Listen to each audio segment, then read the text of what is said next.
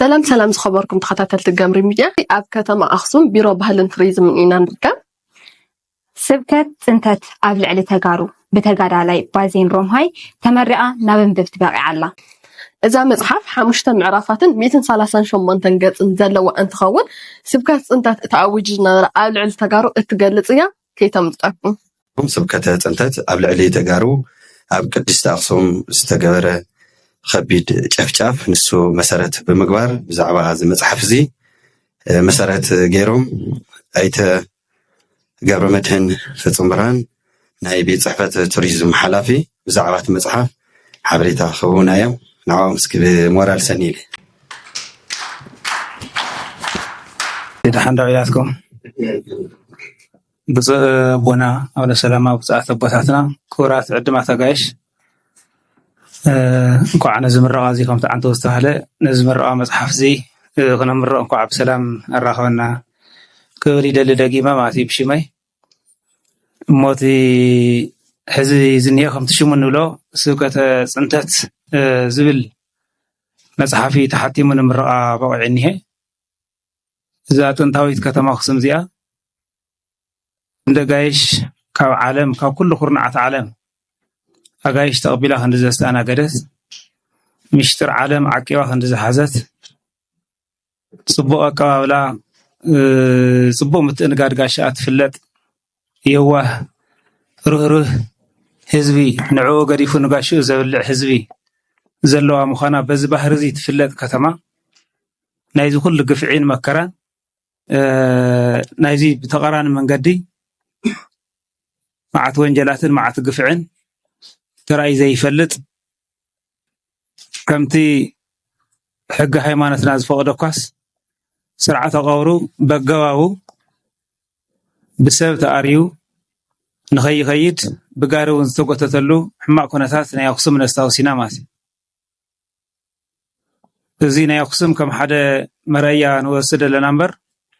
أكل خواتات تمحاسة لخم نيقسم المسألة بتعم حما قفعتات تخيدي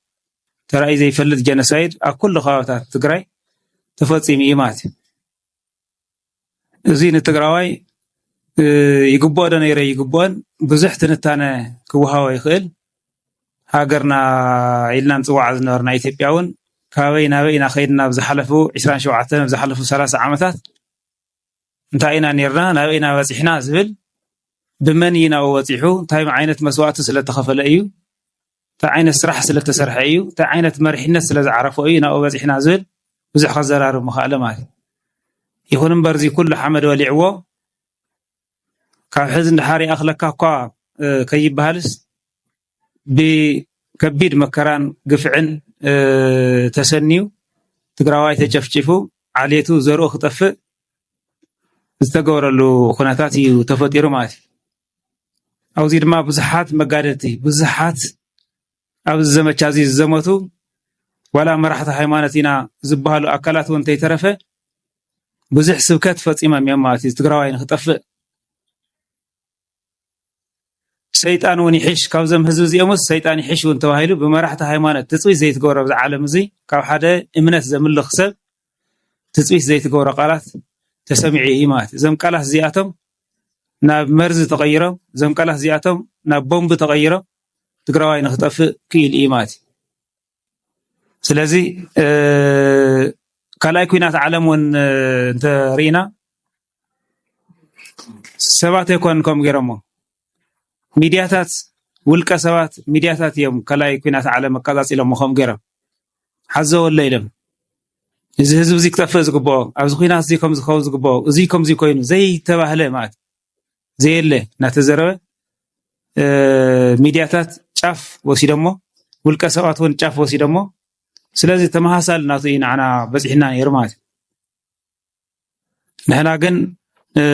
ንዑ ንብል አይኮናን ናይ ዓለም ቅርሲ ዝሓዝና ሰባት ናይ ዓለም ቅርሲ ዋርዲያ ዝኾነ ህዝቢ ዘለና ከተማ ኢና ንዓናዚ ዝምልከት እዚ ዝግባእ አይኮነን ነይር በሐቅ ማለት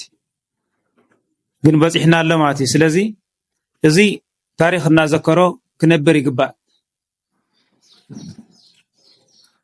زمس زلوا تولدون كفلت يقبا ماتي بمصحف بيل بمصحف أبيل تاي قفعتاتي وصحنا قصالي انت عينت مدلواتنا نقبر زقبنا تاينا خنسبخ زقبنا تاي كاينا خنسبخ زي قبنا زبل عالتغالالي استمهر زهب طعي أمره زلوا تولدي كاوزي تماهيرو بغصال زخانة صبو أمره زلوا تولدي نخفتر زقبر مصحفي تحزل معتنا من رؤى زلنا معت سلازي قليل نقر يكونن تاريخناهم بقليلو رسع خذكر زقبوا نقر يكونن معت سلازي نزل مسارات زقبر يمو ياو كاو كلنا خن مهاري زقبنا اتباهرنا كتما خصمون حلينا أبزلوا بطاي زل حزي صبوا قاشا تقبل حزبي صبوا دحر خويناتو انتخانا صبوا قاشا يمزلنا له صبوا قاشا نسانا قدلنا كابز حلف عمس بخلت عزف ثلاث عزف خبها زخيل قاشا نقبل لنا زيت مع حورسه زغور زلو سلامه وكل غزي سلام فتاوي حورسه سلام فتاوي حزب مخانو يزم ملاختك حلف تاريخنا كن كنرسع سلا زي قبنا زمن اسيزي بزي مصحف زي اداليلنا علمو يعني مورالي قبويو أجخوا مورالي قبويو زبل حسابي زلني سلازي كلنا خنحق زي يقبا أقول نكون يقبا زبل مالأخت خمحلال في للي غنيله كبرتي قبلنا أتو قرمجن فتو برهان حدا بيت صحفة توريزم كابزي بمقتل قرما رئيس أدبارات وقدامات تخصم سيين زخونو كل جزي أبقول نمنسي أبقول كل تنقبرو من كسراس كابقولنا زي في الليل كور ناي أمنت ناي هيمانت مرحنا كاشا جبز في الساحة إلى مريم زعوات زنبرت أنتت ما قلت خولنا أسكي بمورا العجيبكم سنيلي نصو أبونا أونا سلامة نمر يوناس نها قرسوكت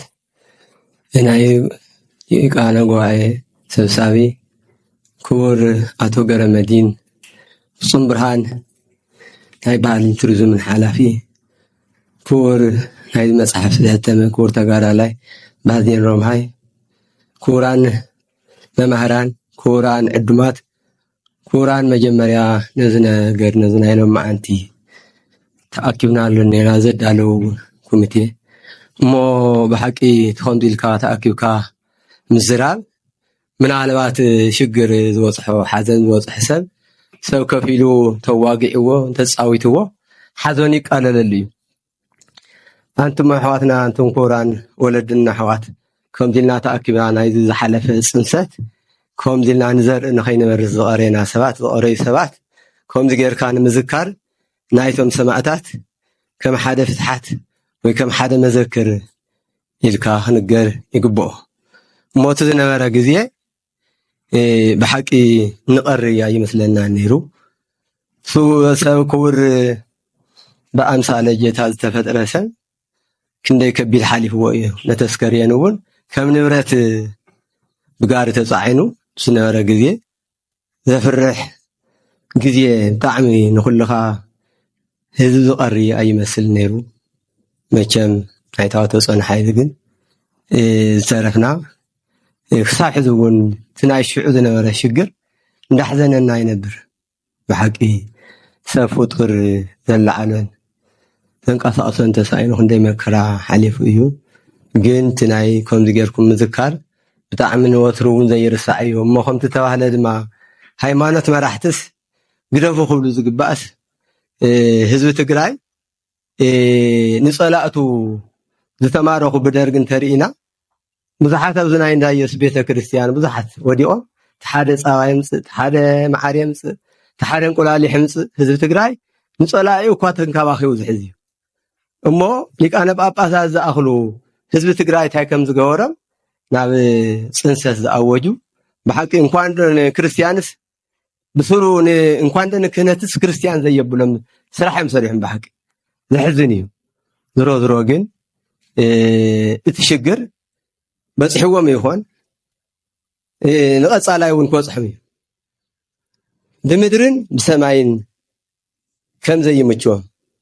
ማለት ንወሰብ ዝፈርዱ ነበሩ ሰባት እንታይ ከም ዝኾኑ ዝሮ ግን ወልዶ ሃዲሉ ዝኣምን ህዝቢ ትግራይ تزحلف ጽንሰት ሓሊፉ ንበዝሒ ሰላም ረሃዋ ይፍጠረልና ትናይ ዝሓለፈ ክንዝክሮ ከምዚ ጌርና ክነስታውሶ ይግባእ እዩ እሞ አንቱም መጽሐፍ ዝሃተምኩም አንቱም ነዚ ነገር እዚ ዘዋደድኩም ኩምትየውን ዕድሜሃውኩም ዕድሜ ያበልና በዝሒ እዚ ኣኽለኩም ይበለና ትግራይ ተዝሓለፈ 4-3 ዓመት ሽግር ንበዝሒ እዚ ግን ብሓቂ ክልተ ሽግር ክበጽሓ ይኽእልን እሞ ንበዝሒ ሰላም ኮይና ከምቲ ኣቶ ገርመይ ዝብሎ ነበረ ብሓቂ ህዳርጤን ለውዘን ተሪእና ሓዚ ፍሉ እዩ ምናልባት በብዓዱ እውን ሓደ ሽግር እንዳሃለወ በቃ ተዋተጾንስ ኣይንገድፋን ኢሎም 3-4 ዓመት ተዓጽዮም ዝነበሩ መጽዮም እዮም ብእግሩን ብዙሕ ሰብ ዝመጸነ እዮም ንምንታይ ኣማኒ ሃገር ስለ ዝኾነ ተቐባላይ ጋሻ ከም ዝኾነ ተዓዲ መኽበሪ ከም ምዃኑ ሕዚ እውን ኣብ ዝሓለፈ ሰሙን ናይ ኣርጋኖንና ናይ ሆህተ ብርሃን ዝብል ዓብይ መጽሓፍ ሒዞም መጽዮም ካብ ሽዋ ኣብ ዝሓለፈ ብዕለት 3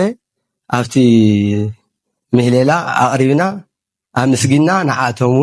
ጽቡቕ ምስግና ጽቡቕ ኩሉ ነገር ተዋሂቦም ብክብር ነውሩ ወደ ፋመርሃ ኣብ ነሰማያት ተዋሂቦም ኣመስጊኖም ከይዶም ማለት ታዩ ቶም ህዝበ መሓራውን ኩሎም ኣይኮኑን ክፋት ጥዕማት እውን ኣለዉ እንታወተጾም ዝኣውን ኣለዉ ሕዚ እንዲያውም ትማሊ ደው ኢሎምና ነይሮም በሉ ህዳርጤንም ክንመጽና ተዛጋጅኹም ጽንሑ ኢሎምና በሉ ንሕና እውን ተዛጋጅና ክነሳእናግደኩምና ከማኻትኩም ዝበሉ ወገን ወይ ፈተውቲ ሃገር እንተልዮም እውን ሒዝኩምልና ንኽትመፁ ቃል ንኣተወለና ኢልና በዚ ተሳናቢትና እሞ ንግግረ ኣብዚ ይዕርፍ ንበዝሒ እዚ ድማ ብሓቂ ታብ ኩሉ ታብ መከራ ይምሓረና እቶም መከራ ዘውፅሑልና እቶም ተጋገዩ እውን ጉድለትና እዩ እምነትና እዩ እንተኢሎም መቸም ሰብ ስሒተ እንተኢሉ ትገብሮ ነገር የለን እሞ እቲ ግዜ ንኩሉ ሰላም ኮይኑ ትጎደልኦም እውን ኣብ ህዝቢ ትግራይ መፅኦም ይቅርታ ተዝሓቱ ንፈኾሰና ነይሩ እየ ዝብላ እሞ ኣንየለ ያውዚ ተዛረብኩ ኣንየለ ክብረት ያበልና ይቕኒልና እስኪ ብሞራል ሰኒለ እሺ በመቕጠል ነዛ ኣብ ልዕሊ ህዝቢ ትግራይ ኣብ ልዕሊና ዝበፅሐ መከራን ግፍዕን ንታሪክ ክስነደሎ ናብ ታሪክ ክመሓላለፍ ከሎ ምክንያቱም መብዛሕትኡ ተጋሩ ዓብይ ውድቀትና ጅግንነት ታሪክ ንሰርሕ ሞ ግን ኣይንስነዶን ዘይተሰነደ ይኸውን ሞ ካብ ድሓር ብድሕሪት ስዒቡ ዝመፅእ ወለዶ ክንዲ በዓል ዋና ኮይኑ መሪሕ ኮይኑ ነቲ ዝሓለፈ ታሪክ ብፅቡቕን ብሕማቕን ናሕልፎ ታሪክ ተይተሰነደ ይረኽቦ ሞ ካልኦት ሰብ ዋና ይኾንዎ ነዚ ዓብይ ሓላፍነት ወሲዱ ተጋዳላይ ባራኺ ባዜን ሮምሃይ ሕፀር ዝበለ ብዛዕባ እዚ መፅሓፍ ካልኦት መልእኽትታት እውን ክሕልፈልና እዩ ብሞራል ዓጂብኩምና ዝሰኒሉ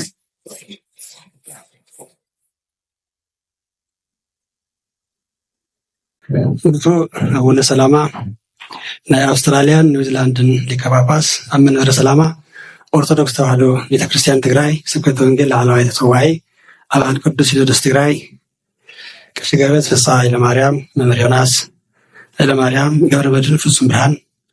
ናይ ወረዳና ቅድስቲ ከተማ ኣክሱም ባህልን ቱሪዝም ሓላፊ ከምኡ እውን ናይ ወረዳና ቅድስቲ ከተማ ኣክሱም ትምህርቲ ክፍሊ ተወካሊ መምህር ጎሽ መስፍን ናይ ርእሰ ኣድባራት ወገዳማት ቅድስቲ ከተማ ኣክሱም ጽዮን ናይ ሰውዓ ማሕበራት ናይ ፀጥታ ኣካላትን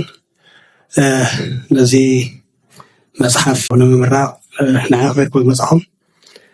ክብሪ ሃበለይ ብምባል ንሽለይ ብዛዕባ እታ መጽሓፍ ንእሽተይ እያ ሰፊሕ ኣይኮነን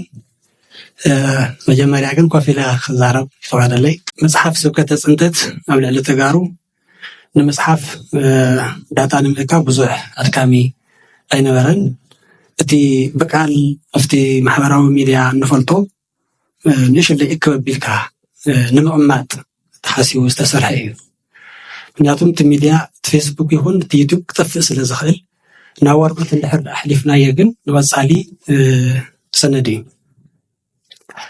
5 ምዕራፍ 142 ገጻትን ከምኡ እውን ዓለም ለኻውን ሃገራውን ሕጊ ጀኖሳይድ ዘካተተ እዩ ብዝቐለለ መንገዲ ሰባት ክርድእዎ ብዝኽእሉ ዝተጻሕፈ እዩ ብኮሚሽን መጽናዕቲ ጀኖሳይድ ትግራይ እርማትን ገምጋምን እውን ተዋሂብዋ ነዚ ክጽሕፍ ዝለዓለኒ ሓደ ጸሓፍቲ ክደፍሩ ከምዚ ጌርካ ንምጽሓፍ ቶም ናይ ትግራይ ሂስቶሪያን ይፈርሕዮ ናይ ሓደ ገለዝ ፖለቲከኛ ወይ ሓደ መራሒ ከምዚ ዓይነት ተጽሒፈያስ አዲስ አበባ ኸይደ ከአስረን ይኽእል እዩ ዝብል ስጋኣትን ፍርሕን ስለ ዘሎ ሓደ ነዚ መንገዲ ንምኽፋት እዩ እቲ ዘብፅሐና ፅንተት ንእሽተይ ብሰነድ ንምዕቃብ ኢለ እውን ዝፀሓፍክዎ እዩ ህዝቢ ትግራይ ክሳብታ ዘለናላ ሰዓት ብኢትዮጵያውያን ጥራሕ 8 ዓበይቲ መስካሕቲ ፅንታ ወይ ጀኖሳይድ ተፈፂምዎ እዩ ንዝርዝሩ ኣብቲ መፅሓፍ እኳ እንተሃለወ ግን ንምዝኽኻር ዝኣክል ካብ 852 ዓመተ ምህረት የወዲት ጉዲት ዝገበረቶ ብ1426 ዝነገሰ ዘርዓ ያዕቆብ ድብፅር ዝገበሮ ኣብ ቤተ ክርስቲያንን ሊቃውንቲ ቤተ ክርስቲያንን ፅንተት ሳልሳይ ብ1831 ደጃዝ ባጋዲስ ምስ ሓለፈ ራእሲ ማሩ ምስ ኣተወ ተኸቲሉ ዝመፀ ደጃቱ ቤ ኣብ ልዕሊ ማእኸላይ ዞባ ኣክሱም ዓድዋ ሓዊስካ ዓዲግራት እውን ዝተወሰነ ክሳብ ኣክሎ ግዛይ ኣብ ዝነበረ ዝገበሮ ፅንተት ብ1529 ዝመፀ ግራይ ኣሕመድ ኣብ ልዕሊ ክርስቲያንን ኣብያተ ክርስቲያንን ናይ ሃይማኖት ፅንታ ዝነበረ ብ1882 ዝመፀ ሃፀይ ምኒልክ ኣብ ልዕሊ ተጋሩ ከፋፊልካን ከምኡ እውን ዝገበሮ ፅንታ ብ1923 ዝመፀ ንጉስ ሃይለ ስላሴ እውን ብተመሳሳሊ መልክዑ ናይ እንግሊዝ ኣየር ካብ የመን እንዳተላዕለ ኣብ ልዕሊ ህዝቢ ትግራይ ዝገበርዎ ደብዳብን ጨፍጫፍን ከምኡ እውን በቲ ዝነበረ ኣይግዛእን ብዝብል ኣብ ልዕሊ ትግራይ ዘብፅሖ ፅንታ እቲ ናይ መወዳእታ ተጋጌ ብ1967 ዝመፀ መንግስቱ ሃይለማርያም እውን ተመሳሳሊ እቲ ናይ መወዳእታ ኣብ ዘመንና ዝረኣናዮ ብ2010 ዝመፀ ኣብይ ኣሕመድ ናይ ብልፅግና መንግስቲ በራሒ ማለት እዩ ኣብዚአን ብድምረን 8 እየን እቲ ዝሓለፈ ፅንታ ንሪኦ ከለና ስለዘይተሰነደ ሕልፍ እንዳበልና ኣብ ካሊእ ዓዲ እዩ ዝርከብቲ ዝነበረ ግፍዕታት እቶም ዝሓለፈ ወለድና ግን ምስቲ ዝነበረ መግዛእቲ ክዛረቡ ይኽእልን ንዕኦም መሲሎም ክነብሩ ስለ ዝኽኣሉ ጥራሕ እዩ ኣብቶም ሕሉፍ ዘበናት ጀኖሳይድ ንኽፍፅም ፀያፍ ቃላት ይጥቀሙ ነይሮም ልክዕ ከምቲ ናይ ሎሚ ዝተገበረ ማለት እዩ ብፍላይ ኣብዚ እቲ ናይ ሸዋ ቤተ ክርስቲያን ሓደ እስቲ ናይ ኣጎ እውን ዝነበረ ንስልጣን ናይ ይግባእኩምን ንስኻትኩም ሓደ ኩሻውያን ኢኹም ሓደ ዝተረገምኩም ኢኹም ዝብል ኣብቲ ቤተ ክርስቲያን ከም ፖለቲካ መሳርሒ ገይሮም ነቲ ናይ ትግራይ እውን ተመሳሳሊ ከምኡ ናይ ተክሊ ኣቋቋም ዝበሃሉ ኣብቶም ተጋሩ ፀያፍ ቃላት ብቅንየ ገይሮም እንዳተፃረፉ ርእሶም ከድንኑ ይገብሩ ነይሮም ኣብቲ ናይ ሎሚ ንሪኦ ዘለና ንትግራዋይ ዝተዋሃበ ስም ካንሰር ዝብቀትሪ ፀጉረ ለወጥ ሰይጣን ጁንታ ከልቢ ካብ ገሃነም ዘምለጡ ሰያጥን ፂላ ወያኔ ህወሓት ዝተረገሙ አንጭዋ ፂራቅ ነቀርሳ ወዘተ ዝብሉ እዚ ፀጋ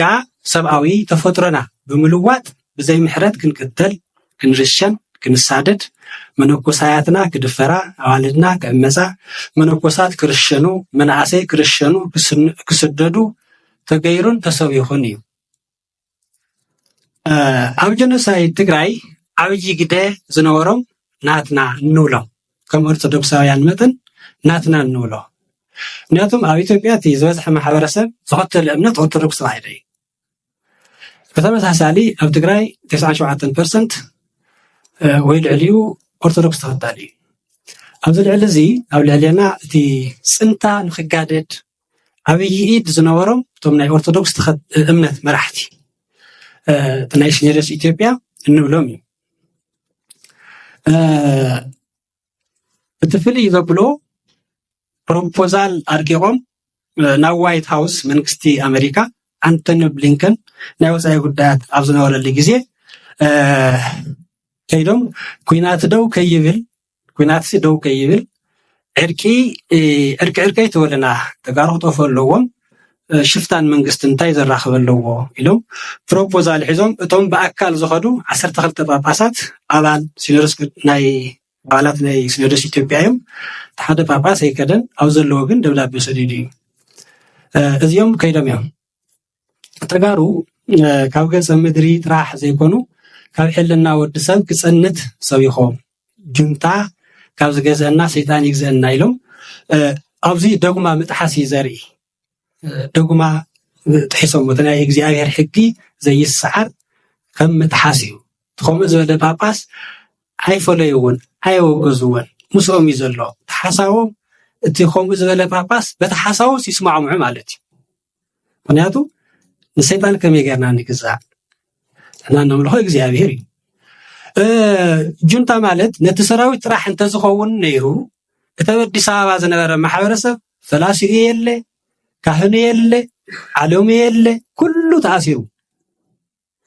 ናይ ብፁዕ ቅዱስ አቡነ ማትያስ ፕሮቶኮል ሊቀ ነቢያት ሙሴ ኳስ ተኣሲሩ ስለዚ እቲ ጁንታ ዝብል ቃል ነቲ ኣብ በረኻ ወሪዱ ዝዋጋእ ዝነበረ ዘይኮነስ ነቲ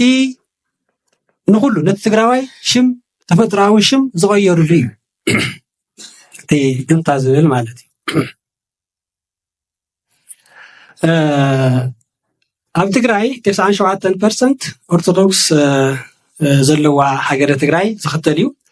1.75 ሚልዮን ኦርቶዶክስ ዝርከብዎ ዞባ ምዕራብ ትግራይ ኣፈናቂሎም ረሺኖም ኣብ ክንዲ ስብከተ ወንጌል ዝሰብኩ ስብከተ ጽንተት እዮም ሰቢኾም ክሳብ ሕዚ እውን ይጽንቱና ኣለዉ ጽንተት ዶ ኣይበለን ብጥሜት ብሕማም ትፈቅዱ ማዓስከር ኣብ ሱዳንን ኣብዚ ከዓ ኣብ ቤት ትምህርትታት ተወቲኑ ዘሎ ተናሰቢ ኦርቶዶክስ እዩ ዝበዝሕ ካልኦት እምነታት እውን ዘለዎ ኣለዎ እዮም ጽንተት ክሳብ ሕዚ ዶ ኣይበለን ኣብቲ ናይ ጽንተት ናይ ጀኖሳይድ ሕጊ ረቂቁ ዘለን ከምኡ እውን ናይ ኢትዮጵያ ንዑ ይገልጹ እዩ ኣጽቢቑ አብይ አሕመድ ዝመርሖ መንግስቲ ኢትዮጵያ በይነይ ነተጋሩ ኣይክእሎምን ኢሉ ኣይክእሎምን በይነይ ንመን ኣምፅኡ ሻዕብያ ኣምፅዎ ካሊእ ከንመን ወሲኹ ንሶማል ሃገረ ሶማል ናብ ኤርትራ ክስልጡን መፅኦም ተባሂሎም ዝነበሩ 10,000 መፅኦም ከምኡ እውን በዞም ጎረቤትና ዘለዉ ናይ ክልል ኣምሓራ ምልሻ ፋኖ ፍሉይ ሓይሊ ዝበሃል ብኩሉ ከይቦም ኣብ ልዕሊኡ እተን ምዑላት ዓዲ ድሮን ካልኦት ተፅዋር ንሰን ምስ እንጀራን ዝተሓሓዝ እዩ ንሕና እውን ጠንኪርናስ ድሮን ተለሚናዮም ኣይኸሉና ዳጋ እዩ ንሱ ተወሲኹ እዩ ንዑ ኣፃኑትኒ ኣጨፋጭፍን ኢሉ ጋቢዙ ንክንፀንት ገይርና ኣብ ቅድስቲ ከተማ ኣክሱም ልዕሊ 1,300 ተረሺኖም እዮም እግዚአብሔር ግን መሪኹም ኣይትጥፉ እንትብለና ንትዲኤ ፈላሃ ኢሉ መጎስ ኣጎናፂፉ ጉንወት ጾሞት ትግራይ ካብ 17 ክሳብ 19 2013 ዓመተ ምህረት ምስ ተጾመ ድሕሪ 21 መዓልቲ ኣብቲ ናይ 7 ሕጉም ምስ ረሳብ ይጭላ እዩ ኩናት ተኻይዱ ድሕሪ ታጾም ትሽዑ ዝነበረ ሰራዊት ውሕድ እዩ ምስቲ ዝመፅእ ሓይሊ ስነፃፅሩ ሓደ ንክንደይና ክንዛምዶ ረሻ ክስራሕ ከሎ ብዙሕ እዩ ኮይኑ ግን እቲ ናይ እግዚኣብሔር መጎስ በቲ ጸሎት ኣቢሉ ምክንያቱም ኩሉ ሰብ ይሓዚኑ ኣብቲ በረኻ እቲ ሰራዊት እውን ዝጾሙ ይፈልጥ በዚ ድሕሪ 21 መዓልቲ ነዞም ሓይልታት ስዒሩ ናብ ፕሪቶርያ ወሲዱ ንሰላም ኣፈሪምዎም እዩ ዲያስፖራ ትግራይ ብሰልፍን ብዲፕሎማስን ዓለም ናባና ክትርኢ ኣገዲዶማ እዮም ከምኡ እውን ፈተውቲ ትግራይ ዝኾኑ ኣካላትን ዓድታትን ኣለዉ ሱዳን ኣብቲ እዋን ንሱ ደንበራ ዓፅያ እንተትነብር ልዕሊ 80,000 ህዝቢ ምዕራብ ትግራይ ናብ ሱዳን ኣይምሰገረን ኣብኡ ባሕልታት ኣምሓራ መፅነትዎ ነይሮም ውዕለት ሱዳን ንውሉድ ወለዶ ክንገር ይግባእ ክሳብ መዓዝ ንቕተል ንክንፀንት ዝተፈላለየ ተውላጠ ስማት እንዳተዋሃበና ንቕተል መወዳእታ ከመዓዝዩ ንልዕሊ 1000 ዓመታት እናተቐተልና መፂና ካብ ሃይለ ስላሴ ናብዚ ዘለናሉ እዋን እኳ እንተሪእናስ 5 ሚልዮን ንበሃል ቀደም 5 ሚልዮን ንበሃል ነርና ሕዚ እውን 5 ሚልዮን ንበሃል ንምንታይ ከምኡ ተገይሩ ስለዚ ኣይንብርክትን ዲና ኣይንብርክት ኮይና ዘይንብርክት ንምንታይ 5 ሚልዮን ንበሃል ኣለዋሃ ቆቦ ዓደርቃይ ኣብርሃ ጅራ ኣብ ደራፊ ኣርሆ ተሰነይ እዚ ናይ ትግራይ ነይሩ ናይ ትግራይ ነይሩ ማለት ኣብቲ ቦታ ንሱ ተጋሩ ይነብሩ ነይሮም ትመሬት ጥራሕ ኣይኮንና ናና ንብል ዘለና ንሱሲ ኣብኡ ናይ ትግራይ ግዛኣት ነይሩ ቶም ተጋራኻ ኣብኡ ይነብሩ ነይሮም ብቐሊሉ ቆቦ ኣለዋሃ እንተኸይድና ትግርኛ ዝዛረብ ማሕበረሰብ የለን ወይ ተዳቂሎ ተሪፉ ኣሎ ወይ ሳይደሞ ኣሎ ወይ ተቐቲሉ ኣሎ እዚ ሓደታ ይበሃል ፅንታ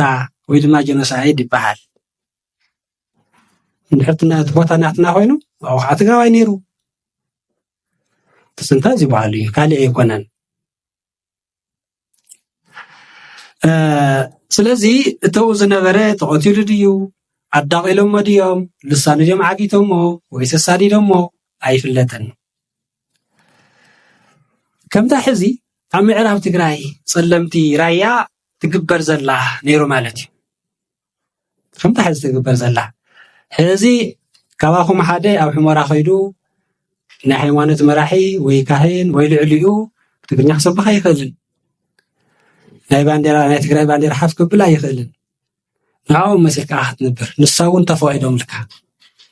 ስለዚ ኣብቲ ናይ ቆቦ እንተኸይድና እውን ከምኡ እዩ ጎይታ መድሓኒና ኢየሱስ ክርስቶስ ንፅላእትኹም ይቕረ በሉ እዩ እምበር ንፅላእትኹም ነበሩ ዝብል ሕጊ ኣይንበብኩን ምናልባት ኣብ ቅድመ ቦታት ድፍረት ከይኸውን ንፅላእትኹም ሓቢርኩም ነበሩ ኣይንበብኩን ንፅላእትኹም ግን ይቕረ ግበርሎም ይብል ስለዚ ንሕና ምስ ፅላእትና ክንነብር ኣይንግደድን ነቶም ዘወደድና ግን ክንሓድገሎም እቲ ፍርዲ ንግዚኣር ክንገድፍ ንኽእል ንሶም ግን ሓቢርካ ንምንባር ይኸብድ ስለዚ ንሕና ተጋሩ ከም በጊዕ እንዳበልና ናብ ሸዋ እንዳኸድና ባዕልና ክንሕርድ ኣይግባእን ስለዚ ናብኡ ምኻደ የለን ድሕሪ ዘጥፉና ኮይኖም ምስ ዝቐትለካ ዘሳደካ ዓፅዩ ብጥሜት ዝቐትለካ ዝዕፍነካ ልሳንካ ዝለግሞካ ታሪኽካ ዝምንጥለካ ኢትዮጵያዊ ከመይ ጌርካ ምስዳ ትነብር ኣስማን ክል ኣለና እንታይ ናፍቲ ዘብልኒየና መፅኦም ኩሎም ተኣኻኺቦም በቲ ዝነበረ ዓቕሚ ተመሊሱ እዩ ብውሽጡ ዝኾነ ከፍተት እኳ እንተሃለወ ስለዚ ንሕናሲ ቀደም ኣበይ ንበፅሕ ነርና እቲ የመን ሰጊርናስ ንኸይድ ነርና ንገዝእ ነርና እቲ ናይ ሰባ ፅሑፋት ኣሎ ብደንብ ዝገልፆ ካበይ ናበይ ነርና ሕዚ ካበይ ተሪፍና እኒአና እንዳፀነትና እንዳተወዳእና እንዳተኸርመምና ቋንቋና እንዳጠፍአ ቋንቋ ምጥፋቕ ሓደ ካብቲ ናይ ፅንታ እዩ ቋንቋ ንድሕር ዘየለ ምንም ክትገብር ኣይትኽእልን ኣነ እገሌት ኣይትብልን ስለዝኾነ ዓርስና ክንክእል ኣለና እያ ዝብል እንታይ ኢና ንኸውን ዘለና ሕዚ ተጋሩ ሕማም ቆመጤ ዝበሃል እንዳቆመጠ ንእሽተይ ዘትርፈካ ከመይ ኢና ንኸውን ዘለና ሕዚ ስለዚ እንዳተቆመጥና እንዳተሸርቦምና ከይንጠፍእ ከይንውዳእ እውን ናይና ናይ ባዕልና ንብሎ ነገር ክንውንን ይግባእ እዚ እንድሕር ዘይወኒና ኣብ መጨረሻ ከይድካ ትጠፍእ ናይ ሓሸዋ ውሒት ትኸውን እዚኣ እንትብል ኣብ መወዳእታ በዚ ሚድያ እውን ክሓልፍ ዝደልዮ ናብ ቶም ጎረባብትና ዓዲ ብፍላይ ናብ ሃገረ ሱዳን ከምኡ እውን ናብ ኮፕቲክ ኦርቶዶክስ ናይ ግብፂ ኦርቶዶክስ بعرب كمسكنهم يفقد الله. أشكر للشعب السودان وحكومة السودان مقدما. حكومة السودان أنقذ أكثر من 80,000 تجارو من قتل بميليشيات الأمحارة. فكروا لو كانت الحكومة السودان أطلقت الحدودها يحصل شنو؟ وتم إنقاذهم بفضل السودانيين. إنه الأشياء الجيدة التي فعلوها السودانيين للشعب التجراي سنتكلم إلى الأبد. سنخبر الأحفادنا أو الجيل الجاي لأنهم قدموا لنا معروفة جيدة. السودان هي البلد الثاني للتجارب. نتمنى للشعب السودان السلام والمحبة والوحدة والشكر. زيان تا بالعلي تا السودان دنبر عسيات تتخون نيرا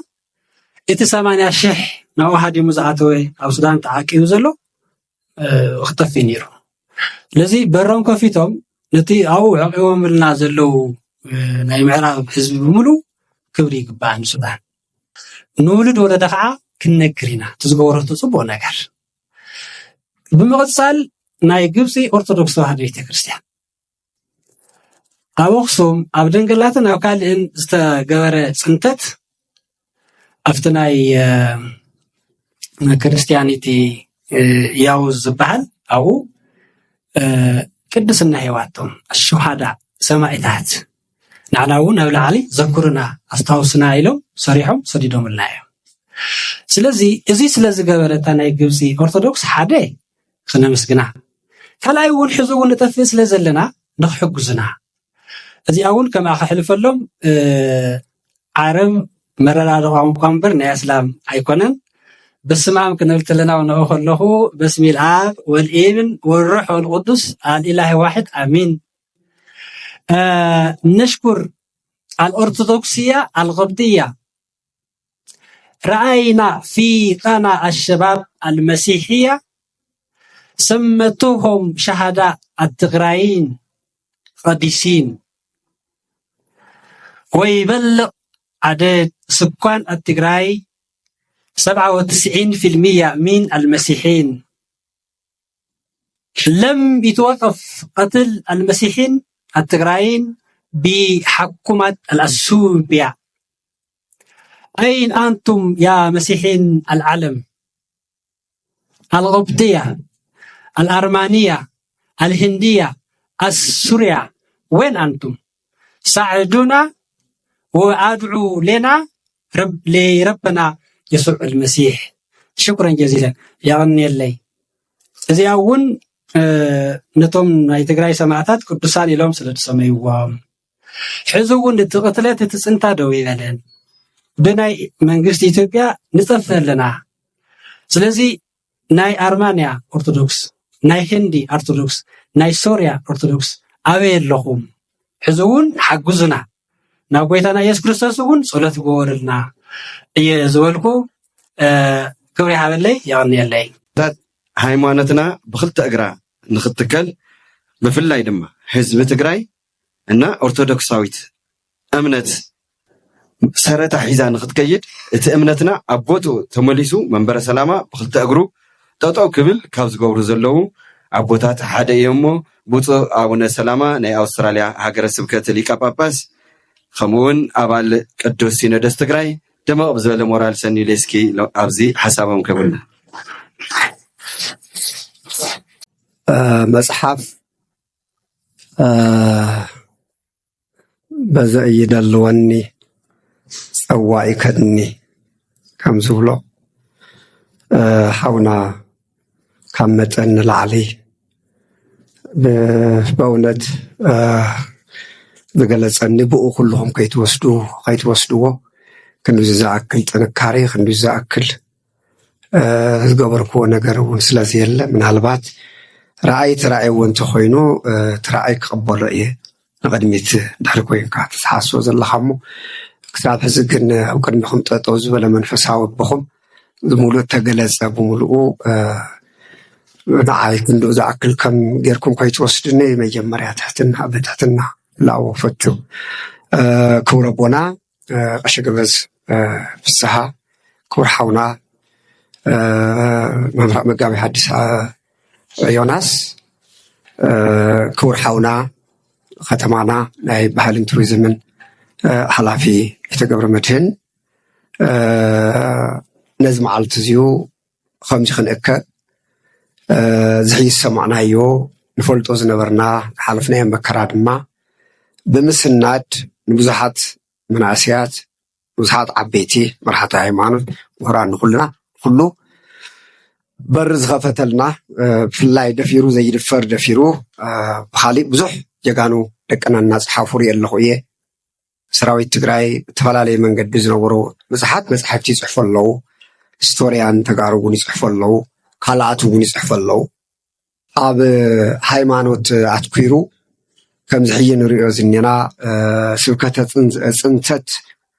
ብዝብል ደፊሩ ዝፀሓፈልና ፅሒፉ ከዓ ሓቢርና ከምዚ ክንጎዝም ዘብቃዕና ኣዝና ንፈትዎ ክሳብ ሕዚ እውን ዝቃለሰሉ ፅባሕ እውን እንዳተቃለሰ ክሳብ ነፃ ሃገረ ትግራይ ትውለድ ኣብ ጭንቅላትና ተወሊዳ ኦፍኮርስ ይርደአኒ እዩ ሎም ትግራይ ሙሉእ ዓለም ሙሉእ ዘሎ ትግራዋይ ሃገር ኮይና እያ ኣብ ትግራዋይ ጥራይ ከይኮነስ ኣብ ዩናይትድ ኔሽን ልዕሊ 15 ግዜ ሓንቲት ኣይትፍለጥ ትበሃል 5 ሚልዮን ከም ተዓንትዎ ዝበል ትበሃል ዝነበረት ኣረ ከነኣካት ብስሩ እውን ኣበ እያ ዘይትበሃል ዝነበረት ነገር ግን ብታሪኻን ብኩለ መዳይኣ ግን ዝበልፀጉላ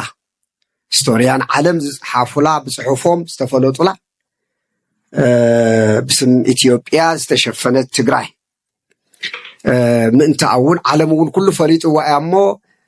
ትግራይ ሃገር ኮይና ክሳብ ትውለድ ብግልፂ ዓለም ክሳብ ዝቕበላ እውን ከም ዝቃለስ ንኣምነሉ ሓውና ባዝየን ረምሃይ ብኡ መፀውዒ መስለድ እምበር ትስብ እኳ ንሰይ መስለድ ግን ዝኾነ ኮይኑ ባዝየን ረምሃይ ሓውና እውን ኩልኹም ኣብ ዝዕለት ዝተረኸብኩም ልዕሊ ኩሉን ቅድሚ ኩሉን ኣነ እውን ኣካል ናይዝዩ ጉባኤ ብምዃነይ ሕጉስ እዮ እሞ ኣብ ዝተረኸብኩም ብምልእኹም እግዚኣብሔር ብሰላም ስለ ዘራኸበና ክብሪ ምስጋና ይብፅሓዮ እናበልኩም ምስጋናይ ክቐድም ፈቱ ድሓን ደው ዒላትኩም ድማ ክብለኩም ደሊ ድሓን ደው ዒላትኩም ብዙሕ ኣይወስደልኩም ናይቲ መፅሓፍ በዓል ቤት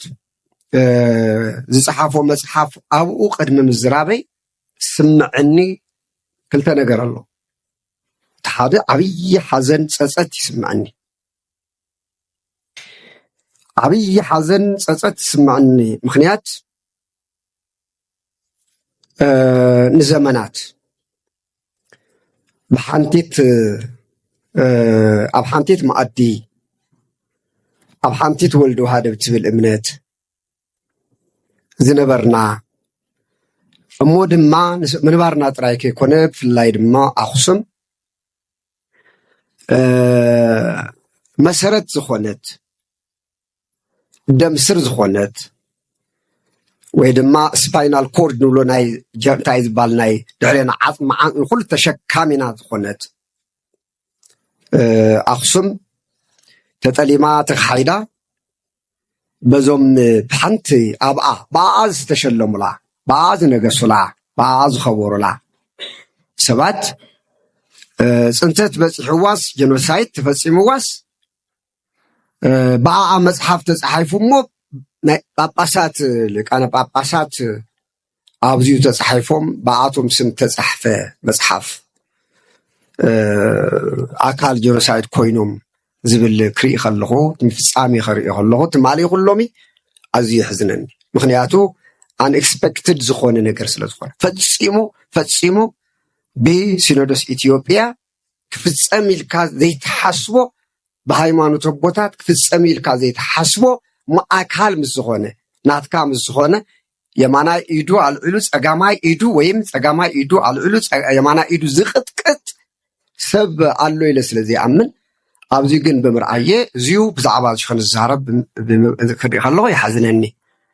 ኣይግባእን ነይሩ ዓይና ሃየስናዮም ነርና እዚ እንተዛረብና ነርና ንሕና እውን እዚ ኩሉ መከራ ብኣቶም ይንበፅሐና ነርና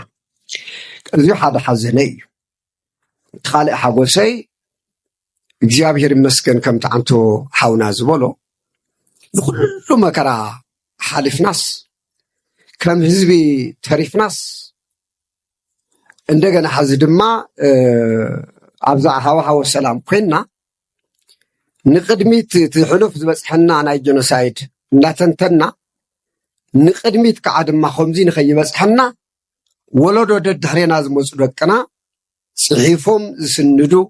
ሰኒዶም ዘቐምጡ ከምዚ ዝበሉ ናይ ዘመንና ነቢያት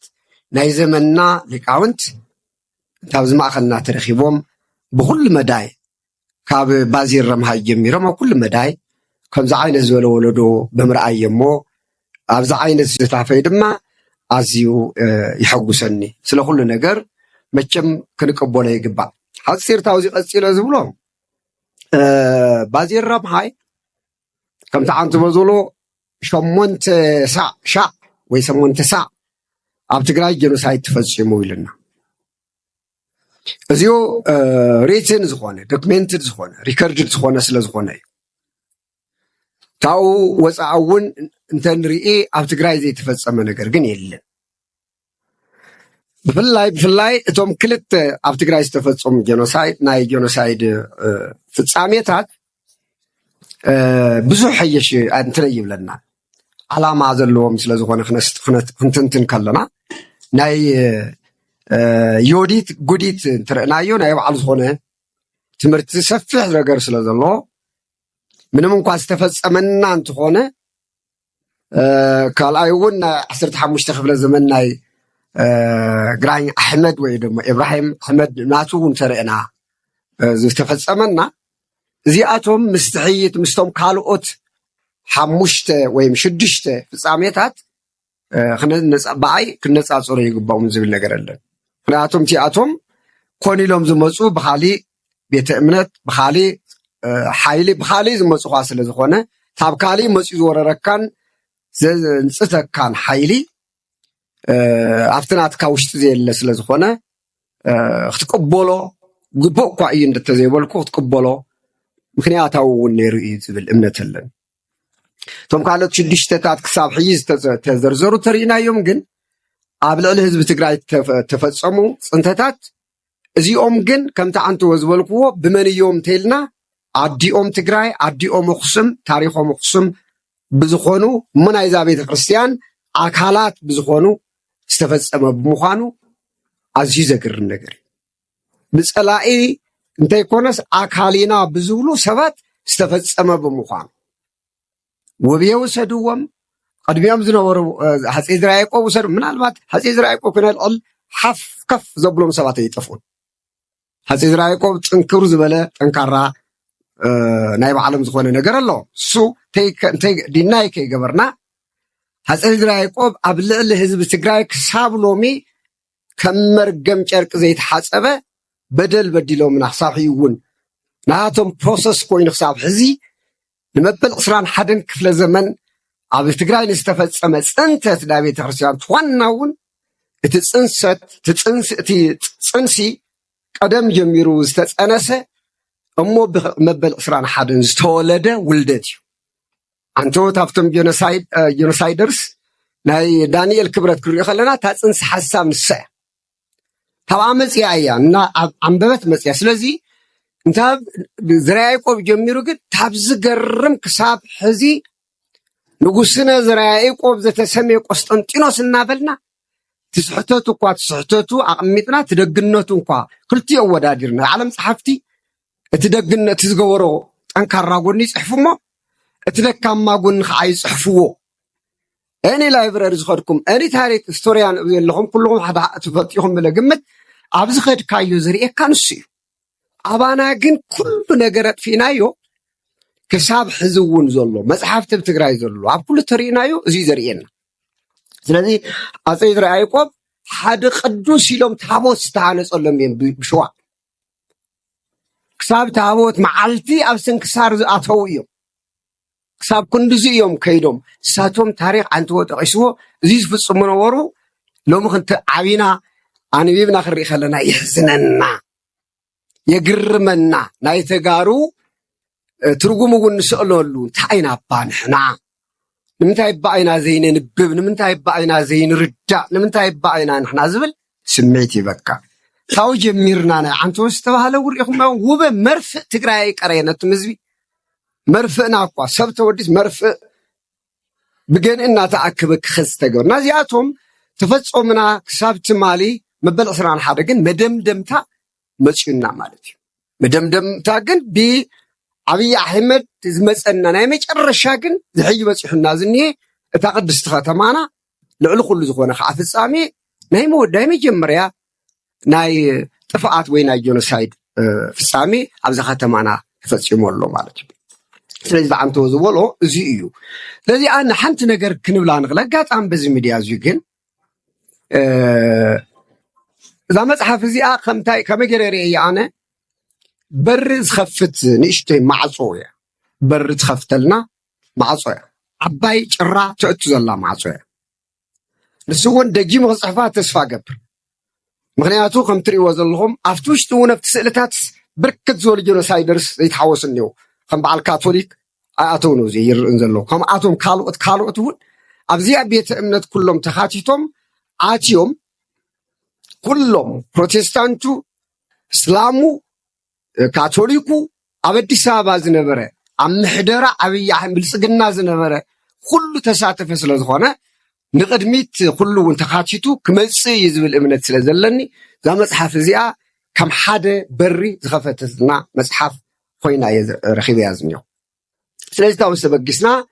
ንቅድሚት ግን ኣዝና ክንፅሕፍ ከም ዘለና ክንፈርሕ ከም ዘየለና ኣብቲ ወፃእ ኣብ ዝነበረ ኩሉ ግዜ ሓንቲ ቃል ተዛሪበ ነይረ ከዘኻኽረኩም እንዲያውም ትማል እንዳሓሰብኩስ ሪፖስት ክገብራ እየ ይብል ነይረ ዳ ትብል ነይራ እታ መልእኽቲ ኣብቲ መወዳእታ እግዚኣብሔር ይመስገን ጾሞ ትግራይ ፀዩምና እሞ ብክንደይ እንዳተሓየስና እናተፀረፍና ህዝቢ ሞይቱ ህዝቢ ኣብ ሞት ትግራይስ ልደት ጎይታ የኸበረ ትዝክሩ ዶ ልደት ጎይታ የኸበረን ልደት መድሃኒ ዓለም የኸበረን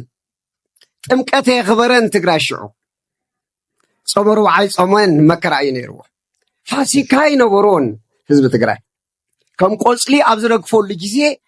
ኣቦታትና ኣብ ትግራይ ዝነበሩ ኣቦታት መድሕና ጾም ኣስቴር ጾም ሞርደኪዮስ ክኸውን ኣለዎ ኢሎም ኣብ ዝኣወጅሉ ኣዋጅ ጾም ካብ ጉንበት 17 ዝተኻየደ ጫፍ ናብ ጫፍ ኩሉ ኣብ ዝጾመሉ ግዜ እሞ መስተንክር ተኣምር እግዚኣብሔር ዘርአዮ ኣብቲ ሽዑ ግዜ ዝገጠመና ቻለንጅ ብዙሕ እዩ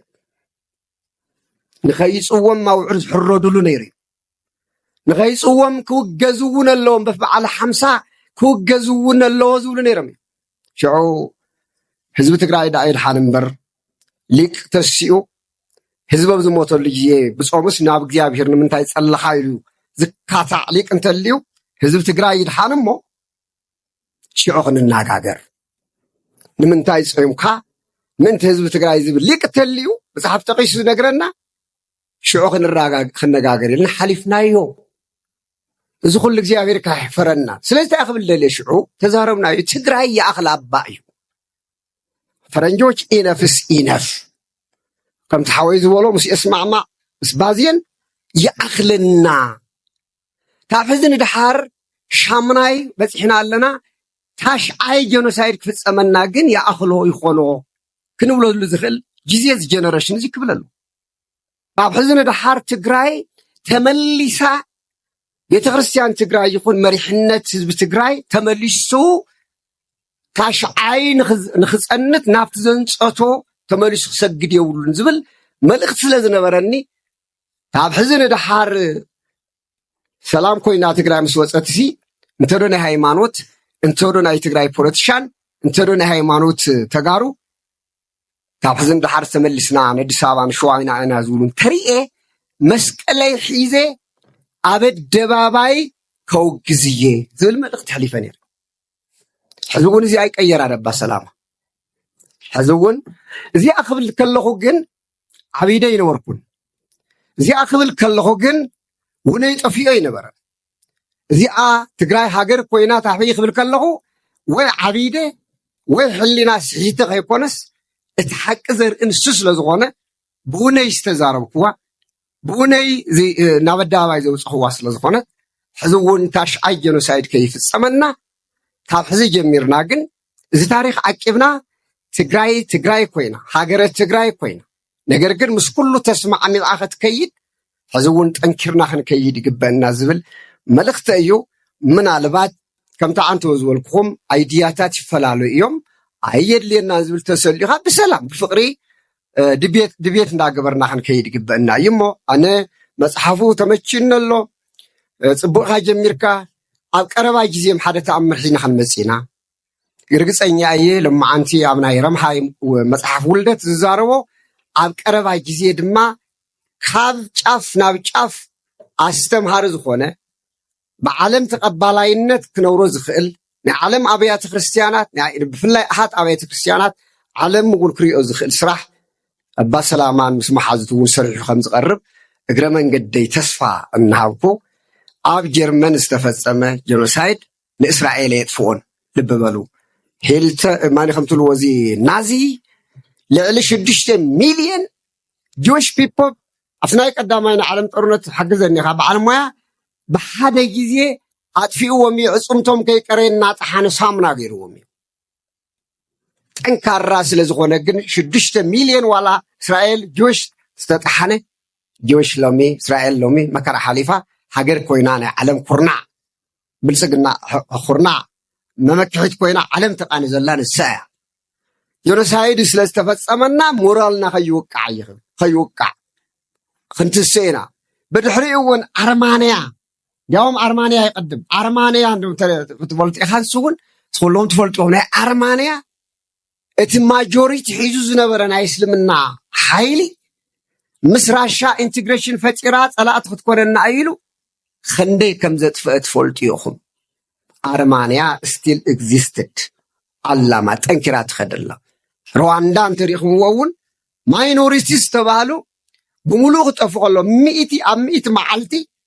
800,000 up to 1 ሚልዮን ኣብ 100 መዓልቲ ጀኖሳይድ ተፈፂምዎ እዩ ድሕሪ ጀኖሳይድ ሩዋንዳ ሎሚ ሞዴል ንዓለም ኮይና ዝኔቱ ዓዲ እያ ንሕና እውን ተፈፂሙና እዩ ተጎዲእና ኢና ሎሚ ብኡ እንዳሕራይ ከይረመስና እንታይ እኳ ዳ ኣስተሓባቢርና ኣነ ዘጳውሎስ ወኣነ ዘኣጶሎስ ከይበልና ሕዚ እውን ኩሎም ደቅና ናብ ሓደ ተሰሓተ እውን እናመለስና ብየማን ብፀጋም ዘሎ ኣምፂና እተም ትግራይና ተፈጢሩ ዝኒሄ ዘይምርድዳእ እንትኾነ እውን ተሰሓተ ተሉ እናመለስና ኣብ ገዛና ነብጓዳና እናገበርና ሽግርና ፈቲሕና ሃገረ ትግራይና እውን ንኽትከውን መራሕቲ ሃይማኖት ትግራይ ኩሎም ቤተ እምነት ኩሎም ናይ ፖለቲካ ፓርቲታት ፍላይ ከዓ ደሞ ሕጂ ኣብዚ ናይ ሕወሓትን መንጎታት ዘሎ ኩሉ እውን ናብ ሓደ ጥምረት መፂና ትግራይ ንሕዩ ከም ዝበለ ታሪክ ንስራሕ ብሂወትና ቀድሚ ምሕላፍና ዝብል መልእኽቲ እዩ ክብረት ይሃበና ስብከተ ፅንተት ኣብ ልዕሊ ተጋሩ ዝብል መፅሓፍ ብብፁዕ ኣቡነ ሰላማ ከምኡውን ብተጋዳላይ ባዜን ሮማይ ከምኡውን ብኣይተ ገብረመድህን ሓጎስ ኣብ ምምራቕን የመስክ ብሞራል እስኪ ነዚ መፅሓፍ እዚ ኣብ ቅድስቲ ከተማ ኣክሱም ብዕሊ ኣብ ምምራቕ ይርከብ ክብረት ያበልና ድምቕ ዘሎ ሞራላውን ክብረት ያበልና እሞ እዚ ናይ ሎማዓንቲ ናይ መፅሓፍ ስብከተ ፅንተት ዝብል መፅሓፍ ኣብ ምምራቕ ብምርካበይ ንባዕለይ ከም ሓደ ዕድለኛ እናቆፀርኩ ኣብዚ ንዘለኹም ብፁዕ አባታችን አቡነ ሰላማ ቡፃት ሊቃውንቲ ቤተ ክርስቲያን ኩራት ዕዱማት አጋይሽ እንኳዕ ናብዚ ዝተቀደሰ ስራሕ ምስክር ጉድኣትና ዝኾነ ነገር ንምምራቕ ብክብሪ እንኳዕ ደሓን መጻኹም እንኳዕ ንፀሓፍ እውን እንኳዕ ንፍሬ ፃዕርኻ ንምርኣይ እንኳዕ ኣብፅሐካ ይብል ብምቕፃል እዚ መጽሓፍ እዙይ ኣብ ተጋሩ ከምቲ ብብፁዕ አቡነ ሰላማ ዝተገለጸ ብክቡር ባዜን ሮምሃይ እውን ኣብቲ ናይ ሓሳብ መዘርዘሩ ከም ዘቕረቦ ኣብ ዘባን ተጋሩ ብዙሕ ጉድኣታት እናበፅሐ መፅኡ እዩ እቶም ጉድኣታት እኳ 8 ጥራሕ ዘይኮኑስ 11 እዮም ኣብ 915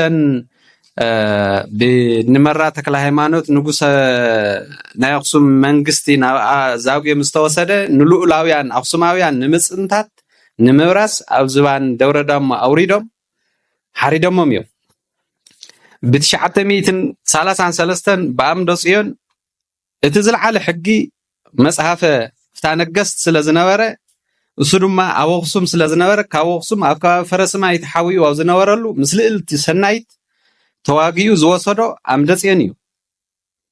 ብ1860 እውን ናይ ተክለ ጀወርግስ ኣካል ትፅንተት እዩ ሸንሸል ይኣክልን መእሰር ተጋሩ ተባሂሉስ ጭራ ፈረስ ፍሒስኩም ወስኹ ተባሂሉ ጭራ ፈረስ ሒዞም መጽኦም ኣብዚ ጉሩምጉራ ኣብዚ ናይ ፍራስ ዓሰም ኣካባቢ ዝተኻየዱ ምስ ሃፀይ ዮሃንስ ዝተኻየደ ውግእ እውን ኮሚስታት ነይሩ እዩ እዚ ኩሉ ምስ ዝኾነሉ ግን ተጋሩ ዝበሃል ንምጥፋእ ዝተገበረ እዩ ንምንታይ ግን ከምዚ ይሓሱልና ከም ዘለው እቲ ዝበፅሐ ጉድኣታት ብከምዚ ሰኒድናዮ ንሕና እውን ኣውጊዝናዮ ፀኒሕና እንተንኸውን እቲ ጉዳይስ መሊኡ እኳ እንተዘይጠፍአስ ምቐለለ ነይሩ ይብል ነገር ግን ተጋሩ ሓዳጋት ጥራሕ ዲናስ ረሳዕቲ እውን ኢና ዓንተዎ ባዝየን ብእምነት ደረጃ እውን ንጸላኢኻ ሕድገት ገበረሉ እምበር ንጸላኢኻ ሓቂፍካዮ ንበር ዝብል እምነትስ የለን ይብል ነይሩ ትክክል እዩ እቲ ሕድገት መንፈሳዊ መርህና እዩ እቲ ምርሳዕኸ እንታይ ይብልዎ ና መሊስካ ትደግም መሊስካ ትደግም መሊስካ ትደሚ መሊስካ ትስንክል መሊስካ ትስዋዕ ንዘመናት እሞ ከምቲ ብቅድመይ ብባዝየን ይኹን ብብፁዕ አባታችን ዝተገልጸ ኣክሱም መሰረት ኩሉ እያ ኣክሱም መሰረት ኢቲ ኣክሱም እንደይ መስረተቶ ኣክሱም ንታ ናይ ሕዚ ኢትዮጵያ ወይ ከዓ ንኻሊእ ማሕበረሰብ ዘበርከተቶስ እንታይ እዩ እኒሀ ኣብ ኣክሱም ኣብ ንግስና ኣብ ስርዓት ኣብ እምነት ኣብ ባህሊ ኣብ ስነ ምግባር ኣብ ስነ ዝራእቲ ኣብ ስነ ጥበብ ኣብ ምንታይ ኣክሱም ዘየውፈየቶ ስለዚ ከመዮ እንታይ ዝበሃል ክርቢት እስያ ካብ እንታይ ወፅያ እንታይ ትገብር ዝበሃል እናኾነ ግን ደጋጊምና እዚ ንኾነለና እዚ ዝኾነሉ እውን ኣነ ወዲ ሰብ ማለት ካብ ኣራዊት ንላዕሊ ዝኾነሉ ተግባር ዝረአናሉ ካብቶም ብዙሓት ፍጻመታት ኣዶ እናወለደት ሰብኣያ ሰብ ጠፊኡ ንኽዕትብ ተዘጋጅዩ ላማን መርፊን ካብ ኢዱ ኣሕዲጎም ኣብ ዘባንታ ሕማም ሕርስት ተሓዘት ኣዶ ዝተረሸነ ወላዲ ኣብ ኣክሱም እዩ እሳ እውን ሕማም ሕርሲ ኣብቲ ዝባን ዝተረሸነ ሰብኣያ ብኣውያት ዘሕለፈቶ ኣብ ኣክሱም እዩ ክቡር ሞት ዝተሰኣኖ ሰው ክቡር እዩ ሓመድ ኣዳም ይለብስ እዩ እዚ እውን ዝተሰጥሐሉ ከም ቆፅሊ ሬሳ ኣብ ኣክሱም እዩ ኣብቲ ቅዱስ ምድሪ እዚ ካብ ምርሳዕና ድዩስ ወይ ሸለል ካብ መባልና ኣንበሳ እንስሳ እንተሃድን ንኽምገባ ጥራሕ እዩ አንበሳ እንስሳ እንተሃድንስ ንኽምገባ ጥራሕ እዩ ዘይምገባ እንስሳ ኣየባረርን ኣይቀትልን ሰብ ግን ሰብ ይቀትል ንዘይበልዖ ደሙ ንዘይሰትዮ ስለዚ ብኣተሓሳስባ እንስሳ ደበሊፀናናስ ከመይ እዩ ትሕቲ እንስሳት ዝኾነ ኣተሓሳስባ ተታሒዙ ወዲ ሰብ ከምዚ እንትኸውን ብጣዕሚ ይገርም እዩ ንዙ ከምዚ ዓይነት ኢ ሰብኣዊ ርካሽ ዝኾነ ተግባር ደሞ ብመራሕቲ ሃይማኖት ተባሪኹ ከም ሓደ ቅዱስ ተግባር እንትስበኽ ንፅንተት ባርኣያ ፈጣሪ ዝተፈጥረ ሰብ ንክጠፍእ ብመራሕቲ ሃይማኖትን ትስበኽ ዝለዓለ ከቢድ ይገብሮ እቶም ነቲ ፅንተት ዝፍፅሙ ኣካላት እውን ምሒር ፅንተቶም ንክሕይሉ ይገብሮም ሓውሲ ዝተቀደሰ ኢሎም እዮም ኣዋፊሮሞ ነይሮም ነገር ግን ኣብኦም ምስ በፅሐ እቲ ዝተኮነናሉ ፆም እውን ሕዚ ኣብ ታሕሳስ ዲ ኣብ ምንታይ ዝነበረ ፆሞም ኣብ ሕዳር ዲ ኣብ ታሕሳስ ክፀውም ከም ዘለዎ ህዝቢ እቲ ከባቢ ኣውጆም እዮም እቲ ተግባር እውን ኣብኦም ምስ በፅሐ ፅንተት ናበሉ ይፅውዕዎ ኣለዉ እዮም ነገር ግን ሰብ እዩ ኣብ ዝበፅሐ ይብፃሕ ስለዚ እዚ ከምዚ ዓይነት ኩነታት ኣይኮነን ብመራሕቲ እምነት ሓደ ብናይ ፖለቲካ መራሒ ኣብ ዝለዓለ ጥር ዘሎ እንትስበኽ እውን እቲ መዘርዝራት ዓንቶ ንዓና ንምጥፋእ ዝተዋሃበና ታርጋታት ብዙሕ እዩ ብፓወር ዘለዎ ዓቕሚ ዘለዎ ሰብ እንተተነጊሩ ማሕበረሰብና ወይ ዝኾነ ይኹን ማሕበረሰብ ናይ ምእማን ዓቕሙ ላዕሊ እዩ ስለዚ እንታይ እዮም ክገብሩ ዘለዎም መራሕቲ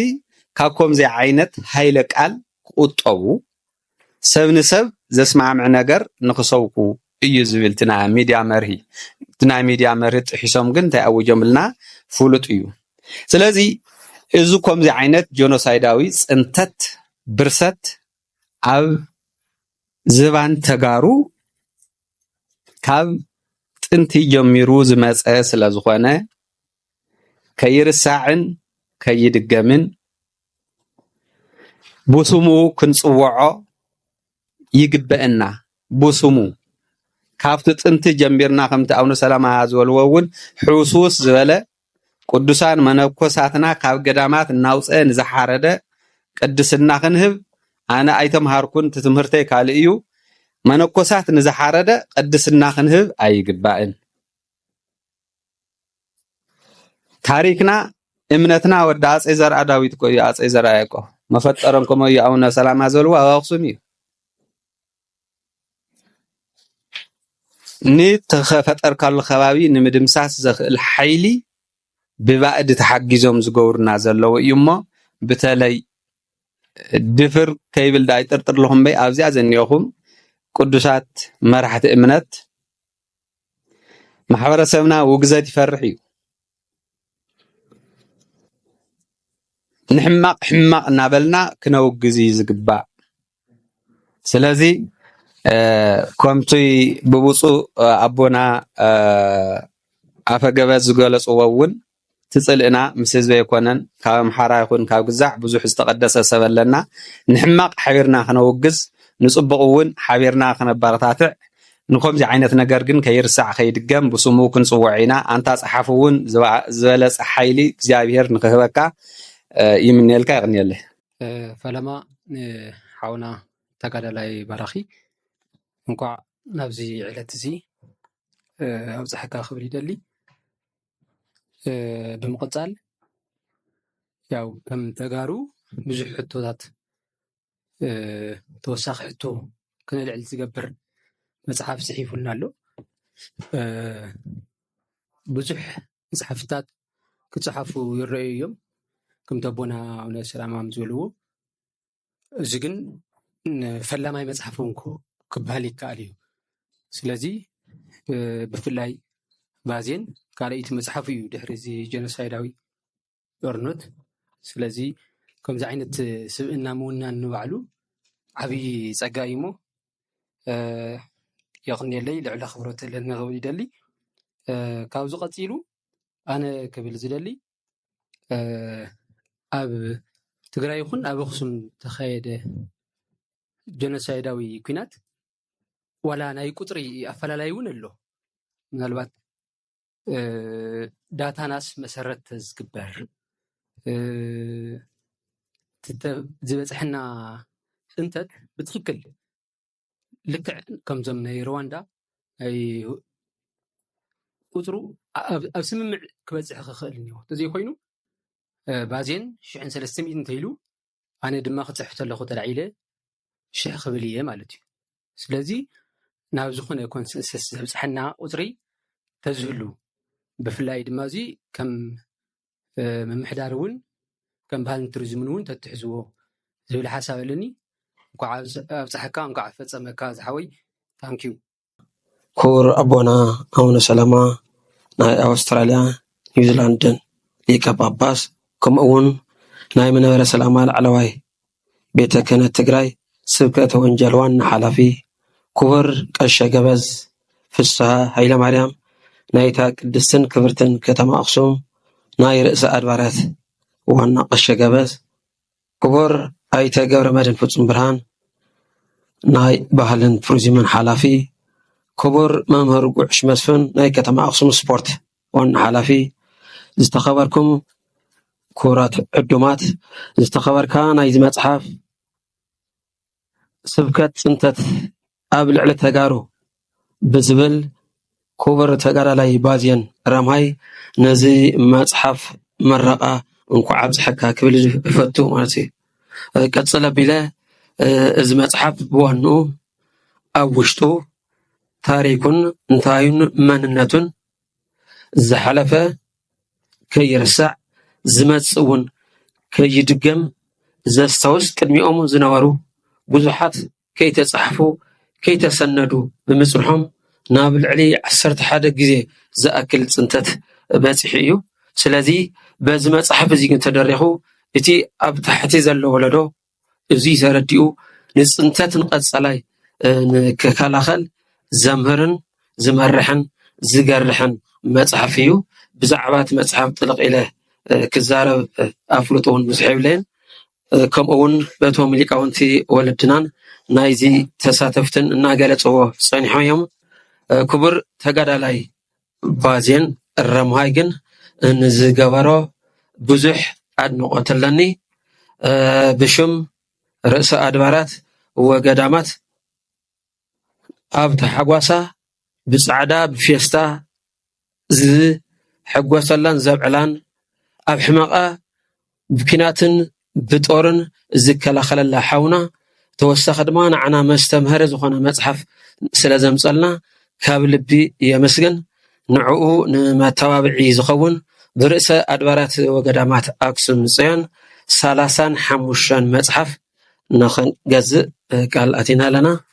ክብረት ይሃበኒ ክብሪ ሃበለይ ንኩልኹም ግዜኹምን ስራሕኹምን ሓዲኩም ኣብዚ ምሳይ ስለ ዝተረኸብኩም የመስግን